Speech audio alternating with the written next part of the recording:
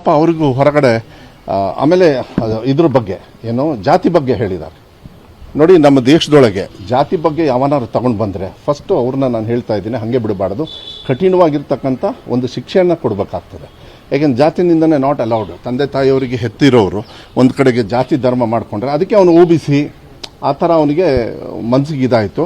ಮತ್ತು ಅದು ನಿನ್ನೆ ಹೇಳ್ಕೊಂಡ ಅವನು, ಇಲ್ಲ ನಾವೇನು ಹಿಂದುಳಿದವರು ಅಂತೇಳಿ ಈ ಥರ ಮಾಡ್ತಾರ ಸರ್, ಅಲ್ಲಿ ವರ್ಗದವರು ಅದು ಇದು ಅಂದ್ಬಿಟ್ಟ. ನೋಡಪ್ಪ, ಆ ಥರ ಅನ್ಕೋಬೇಡ. ಯಾರೊಬ್ಬರು ವೈಯಕ್ತಿಕವಾಗಿ ಒಂದು ಪಕ್ಷದಿಂದನೇ ಬಂದಿದ್ದದು, ಅದು JDS ಪಕ್ಷದವರೇ ಬಂದಿದ್ದು, ಕೆಲವರು BJP ಅವ್ರ ಜೊತೆ, ಯಾಕೆಂದರೆ ಇಬ್ಬರು ಅವ್ರು ಸೇರ್ಕೊಂಡಿದ್ದಾರೆ. ಬಂದು ಈ ಕೆಲಸ ಮಾಡೋದಿದೆಯಲ್ಲ, ನಮ್ಮ ಪ್ರಜಾಪ್ರಭುತ್ವದಲ್ಲಿ ಖಂಡನೆ ಮಾಡಬೇಕಾಗ್ತದೆ. ಯಾವುದೇ ಪಕ್ಷದವರಾಗಲಿ ನೀವು ಪೊಲಿಟಿಕಲಿ ಡಿಫೈ ಮಾಡಿ, ಪೊಲಿಟಿಕಲಿ ಹೇಳಿ, ಪೊಲಿಟಿಕಲಿ ಇರ್ತದೆ ಸಾಕಷ್ಟು. ಆದರೆ ಈ ಥರ ಇಲ್ಲೇ ಹೊರಗಡೆ ಹಿಂಗೆ ಹೋದರೆ ನಾಳೆ ನೀವು ಎಲ್ಲಿವರೆಗೂ ಹೋಗ್ತೀರಾ? ರೋಡಲ್ಲಿ ಹಂಗಾರೆ ಎಲ್ಲ ಸಾಮಾನ್ಯ ಪ್ರಜೆಗೂ ಮಾಡ್ತಾರಲ್ಲ ಹಿಂಗೆ.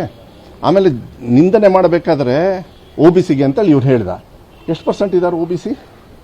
ಅದಕ್ಕೆ ನಿನ್ನೆ ನಾವು ಕೂಡ ಸಿದ್ದರಾಮಯ್ಯ ಸಾಹೇಬ್ರಿಗೆ ಹೇಳಿದ್ವಿ, ಇಲ್ಲ ಸರ್ ಒಂದು ಸಂಘಟನೆ ಮಾಡಬೇಕು, ಹಿಂಗೆ ಬಿಡೋಕ್ಕೆ ಹೋಗಬಾರ್ದು. ಈ ಥರ ನಿಂದನೆಯನ್ನು ಮಾಡ್ಕೊಂಡು ಹೋದರೆ ನಮ್ಮ ದೇಶದೊಳಗೆ, ನಮ್ಮ ರಾಜ್ಯದಲ್ಲಿ ಅಂಬೇಡ್ಕರ್ ಸಂವಿಧಾನ ಯಾಕೆ ಕೊಟ್ಟಾರೆ ನಿಮಗೆ? ನಾವು ಸಂವಿಧಾನನ ದೇವಸ್ಥಾನದಲ್ಲಿ ಇದ್ದುಬಿಟ್ಟು ದೇವರ ಸ್ಥಾನದಲ್ಲಿದ್ದು ನಾವು ಮಾತಾಡ್ತಾ ಇದ್ದೀವಿ. ಯಾವತ್ತೂ ಕೂಡ ಇರಬಾರ್ದು. ಪ್ರದೀಪ್ ಅವರು ಸ್ವಲ್ಪ ಹುಮ್ಮಸ್ಸಲ್ಲಿ ಮಾತಾಡಿರ್ಬೋದು, ಬಟ್ ಎಲ್ಲಿಂದ ಶುರು ಆಯಿತು? ಬಿಡದಿ ಬಗ್ಗೆ ಅವ್ರು ಮಾತಾಡಿದ್ದು. ಬಿಡದಿ ಬಗ್ಗೆ ಮಾತಾಡಿದ ತಕ್ಷಣ ಕುಮಾರಸ್ವಾಮಿ ಅವರು ಯಾರೋ ಐ ಥಿಂಕ್ ನನಗೆ ಗೊತ್ತಿರೋ ಪ್ರಕಾರ ಅವ್ರದ್ದು ಎಂಥದ್ದು ಅವ್ರ ಆಸ್ತಿ ಬಗ್ಗೆ ಮಾತಾಡಿದ್ರು. ಇವ್ರು ಏನು ಮಾಡ್ದ, ಅವ್ರ ಆಸ್ತಿ ಬಗ್ಗೆ ಮಾತಾಡ್ದ. ಇದು ಟೀಕಾ ಟಿಪ್ಪಣಿಗಳು ನಡೀತಾವೆ, ನೀವು ಬೇಕಾದ್ರೆ ತೋರಿಸಲಿಲ್ಲ ಅಂದ್ರೂ ಪರವಾಗಿಲ್ಲ. ಎಲ್ಲ ಇದನ್ನು ಹೋಗಿ ಈ ಮಟ್ಟಕ್ಕೆ ಹೊಟ್ಟೆ ಕಿಚ್ಚಿಗೆ ಮಾಡ್ತಕ್ಕಂಥದ್ದು ಇದೆಯಲ್ಲ, ಅದಕ್ಕೆ ಅವನಿಗೆ ಸಿಟ್ಟು ಬಂದು 15 ವರ್ಷ ಆದಮೇಲೆ ಒಬ್ಬರು ಹಿಂದುಳಿದವ್ರು ಗೆದ್ದಿರೋದು ಇವರಿಗೆ ಸಿಟ್ಟು. ಇದೆಲ್ಲ ಅವ್ನು actually he is under going. ಇದು ಒಂದೇ ಸತಿಗಲ್ಲ, ನೀವು ತಿಳ್ಕೊಳ್ಳಿ, ಒಂದು 3-4 ಸತಿ ಆಗಿದೆ. ನಾವು 3-4 ಸತಿ ಮಾಡಿದಾಗಲೂ ಕೂಡ ನೀನು ಯಾವುದೇ ಕಾರಣಕ್ಕೂ ನಾನು OBC ಹೀಗೆಲ್ಲ ಹೇಳ್ಕೊಳಕ್ಕೆ ಹೋಗ್ಬೇಡ. ನೀವು OBCನೇ, ನಾನು OBCನೇ. ಬಟ್ ನಮಗೆ ಮತ ಹಾಕಬೇಕಾದ್ರೆ ಎಲ್ಲರೂ ಹಾಕಿರ್ತಾರೆ. ನಾವು ಒಂದು ಸೆಗ್ರಿಗೇಟ್ ಮಾಡ್ಕೊಳ್ಳೋದು ಬೇಡ. ನಾವೆಲ್ಲರೂ ತೊಗೊಂಡು ಹೋಗ್ತಕ್ಕಂಥ ಮನೋಭಾವನೆ ಇಟ್ಕೊಳ್ಳೋಣ. ಅಲ್ಲಿ ಬರೋರು ವಿಕೃತ ಮನಸ್ಸಲ್ಲಿ ಇರ್ತಾರೆ ಹೊರತು ನಿಮ್ಮನ್ನು ಟಾಂಟ್ ಮಾಡೋಕ್ಕೆ ಬರ್ತಾರೆ ಹೊರತು ಅದಕ್ಕೆ ನೀವು ಟಾಂಟ್ ಆಗೋದು ಬೇಡ. ಎಲ್ಲರೂ ಕೂಡ ನಿಮಗೆ ಯಾರು ನಮ್ಮ ದೇಶದ ಪ್ರಜಾಪ್ರಭುತ್ವದಲ್ಲಿ ನಂಬಿಕೆ ಇದೆ ನಿಮಗೆ ಆಶೀರ್ವಾದ ಮಾಡಿರ್ತಾರೆ ಅಂಥೇಳಿ ನಿನ್ನೆ ಸಿದ್ದರಾಮಯ್ಯ ಸಾಹೇಬರು, ಅದಕ್ಕೆ ನಾನು ಹೋದೆ ನಿನ್ನೆ. ನಾನು ಯತೀಂದ್ರ ಅವರು ಎಲ್ಲ ಮಾತಾಡ್ಕೊಂಡಿದ್ವಿ, ರವಿ ಬೋಸರಾಜ್ ಅವರಿದ್ದರು, ಆಮೇಲೆ ಎಲ್ಲ ಪಾಪ ಇವರೆಲ್ಲ ಬಂದರು, ಯಾರು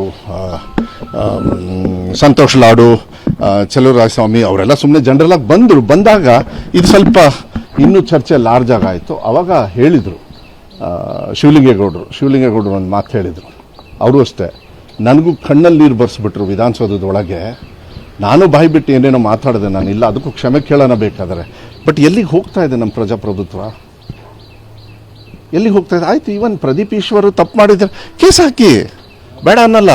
ಸೊ ಅದಕ್ಕೆ ಸಿದ್ದರಾಮಯ್ಯ ಸಾಹೇಬ್ರು ಹೇಳಿ ಯಾರ್ಯಾರು ಇನ್ವಾಲ್ವ್ ಇದ್ದಾರೆ ಎಲ್ಲರಿಗೂ ಕೇಸ್ ಹಾಕಬೇಕಂತ DK ಶಿವಕುಮಾರ್ ಸಾಹೇಬರು ಕೂಡ ಅವರಿಗೆ ಮೊನ್ನೆ ಮಾತಾಡಿದ್ದಾರೆ. ಮಾತಾಡಿ ಈ ಥರ ಇದು ಒಳ್ಳೆ ಬೆಳವಣಿಗೆ ಅಲ್ಲ, ಇದು ಬೇರೆ ಕಡೆ. ಅಲ್ಲ ರೀ, ಒಂದು ನಿಮಿಷ ಪ್ರವೋಕ್ ಎಲ್ಲಿಂದ ಮಾಡಿದ್ದು?